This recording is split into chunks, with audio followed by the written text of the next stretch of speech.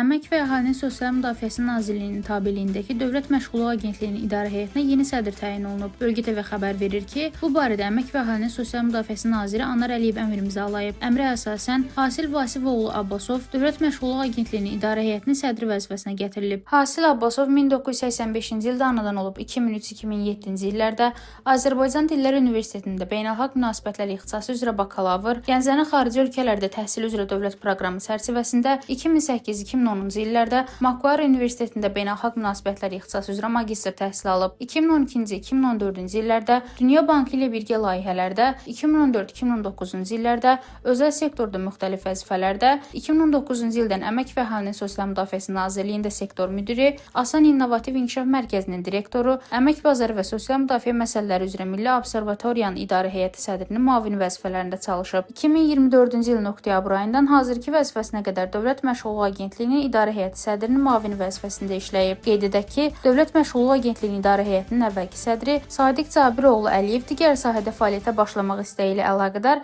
ərizəsinə əsasən işdən azad edilib. Rəna Rövşənqızı, Bölgə TV.